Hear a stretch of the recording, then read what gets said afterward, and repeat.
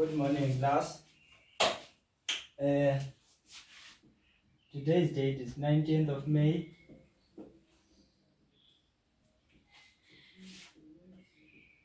And we'll be learning about Coulomb's law.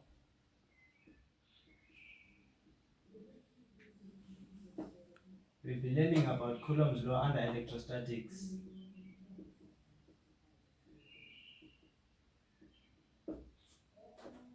So you'll be asking yourself, what is this Coulomb's law?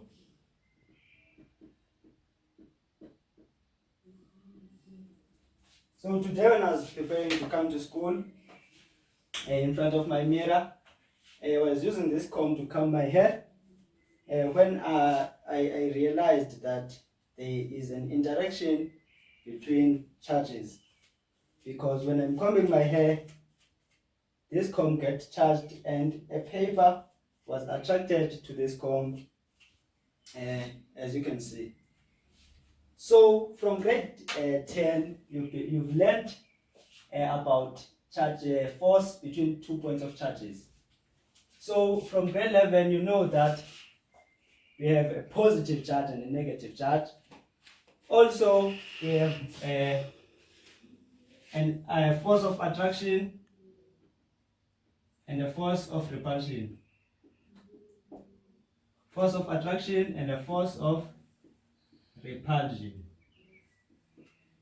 So where do we get a force of attraction? We get a force of attraction on unlike charges, and we get a repulsion from like charges.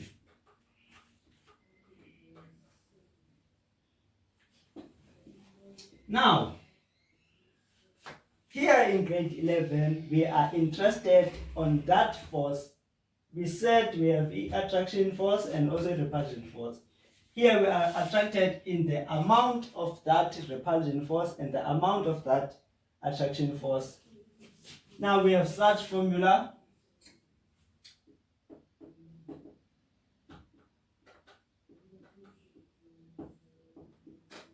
This formula right here is called the Coulomb's formula or Coulomb's law.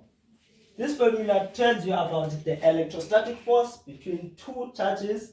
This K is the constant, Coulomb's constant. This Q1 and this Q2 are the two charges found in each point of charge. This R is the distance between their centers.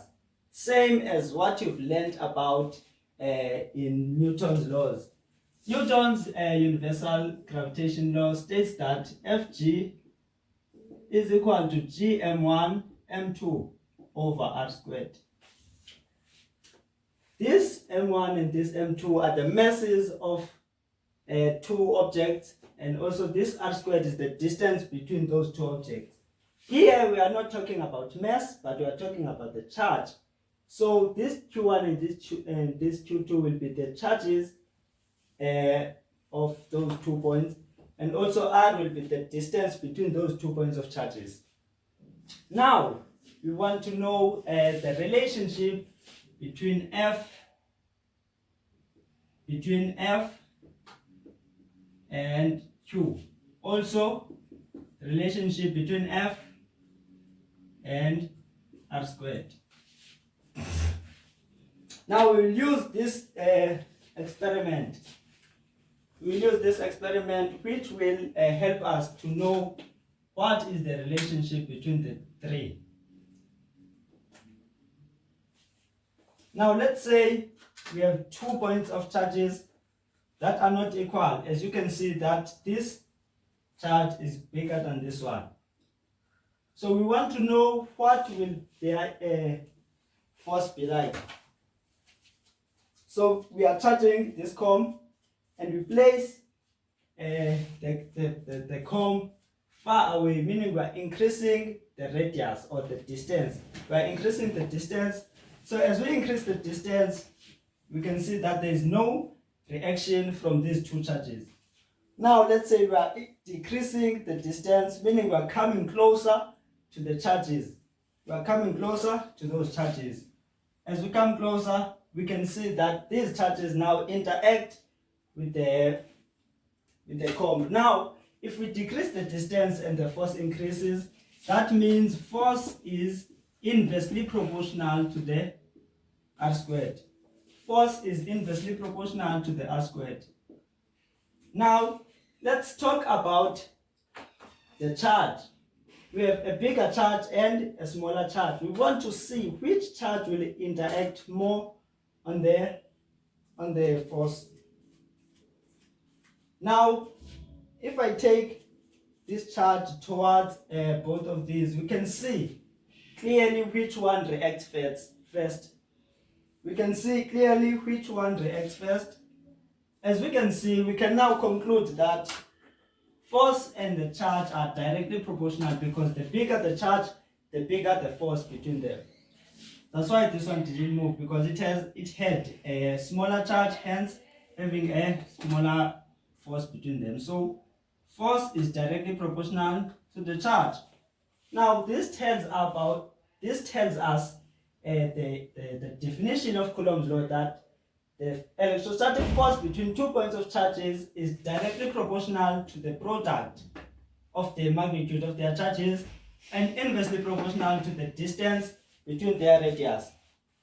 Now, let us learn by doing and have an example. So, I can erase. Now, the example says that two equal magnitude charges are located 2 meters away. Two equal magnitude charges are positioned 2 meters away, so the distance between these two charges is 2 meters. Also, they have equal magnitude. If the magnitude of their charges are both 5 mu coulomb, one is positive and one is negative. One is positive and one is negative. So if this one is positive and this one is negative, the magnitude is said to be 5 mu coulomb. And also here it's 5 mu coulomb. Then they said, what type of force is in between? What type of force is in between? You said we have two types of forces between 2 points of charges, the attraction and the repulsion. Now, we are seeing something new, which is mu. Here in grade 11, we'll see 3 different constants, which is mu, micro, pico, and nano. Mu is times 10 to the negative 6. Micro is times 10 to the negative 3. Pico is times 10 to the negative 12. And the nano is times 10 to the negative 9. Right. The question says, what type of force is in between? Number 1 says, what type of force is in between? What type of force is found in between 2 points of charges that are unlike? Because we have positive and negative. Very good. Question 1, we have attraction. So, attraction force. So the force between these 2 points of charges is an attraction force, because these 2 points of charges are not having the same sign. Now, question 2, it says that find what is the magnitude of this force. Number 1, the magnitude of this attraction force. Remember, from the formula of Coulomb's law, it says that the electrostatic force is equal to K, the constant, times Q1, Q2 over R squared. Now, what is K? I need you to write this. K is 8.89 times 10 to the power 9. That is the constant. So you insert the value, 8.89 times 10 to the positive 9 times Q1. What is Q1? You can pick any to be a Q1. We have 5 times 10 to the negative 6, because we have mu. Also this side it's 5 times 10 to the negative 6. You don't include the sign when you are calculating the electrostatic force. Why? Because the sign only tells you whether is it an attraction or a repulsion. The magnitude doesn't matter about the direction. So, divided by, what is r squared? R squared is the distance between point A and point B, between charge 1 and charge 2. So the distance between them is 2 meters. So it has to be in meters 2 squared. Now you have to punch that on your calculator and then you get your final answer.